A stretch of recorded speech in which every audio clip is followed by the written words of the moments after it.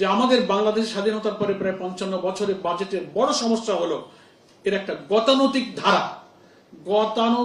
ধারা থেকে আমরা বেরোতে পারি। যে আগামী 7ই জুন পার্লামেন্টে যে বাজেট পেশ হতে যাচ্ছে সেখানে বিরোধী দল হিসেবে বাংলাদেশ জামাত ইসলামী এবং তার সম্মানিত আমির হচ্ছেন এখন লিডার অফ দি অপোজিশন, 11 দলের তিনি পার্লামেন্টারি পার্টি নেতৃত্ব দিচ্ছেন। আমাদের পক্ষ থেকে সরকারের এই বাজেটকে দেশের অর্থনৈতিক চালিকা শক্তিকে অন্তর্নিহিতভাবে আরেকটু মজবুত এবং শক্তিশালী করার কাজে আমরা সাহায্য করতে চাই। আপনাদের মনে আছে সাংবাদিক হিসাবে আমাদের বিরোধী দলীয় নেতা কিন্তু একটা কথা কয়েকবার পার্লামেন্টে বলেছেন, দুইটা শব্দ উনি ব্যবহার করেছেন আমাদের দায়িত্বের ব্যাপারে সচেতনতার দিক থেকে। একটা হচ্ছে রেসপন্সিবল কনস্ট্রাকটিভ, একটা নিয়মতান্ত্রিক দায়িত্বশীল গঠনমূলক ভূমিকা আমরা বিরোধী দল হিসেবে পার্লামেন্টে পালন করতে চাই।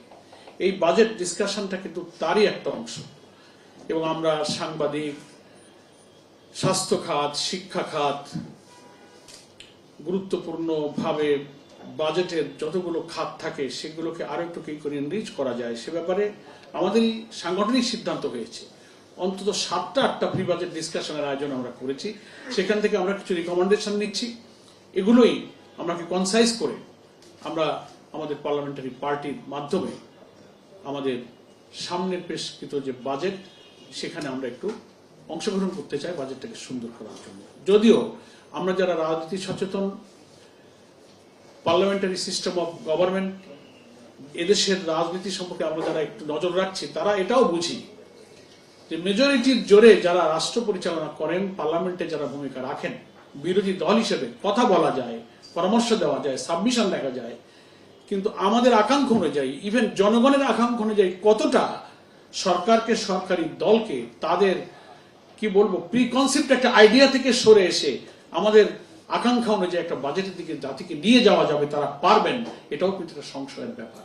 তবুও জাতি জানুক, গণমাধ্যমের সুযোগে দুনিয়া জানুক যে আমরা কি ভাবছি।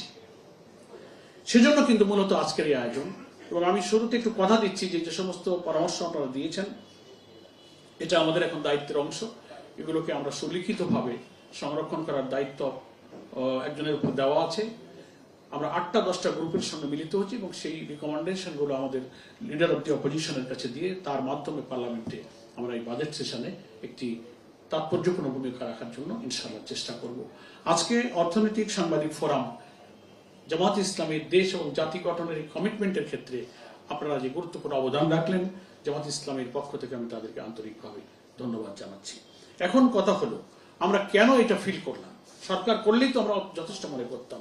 ইতিহাস বলছে যে আমাদের বাংলাদেশ স্বাধীনতার পরে প্রায় 55 বছরের বাজেটের বড় সমস্যা হলো এর একটা গতানুগতিক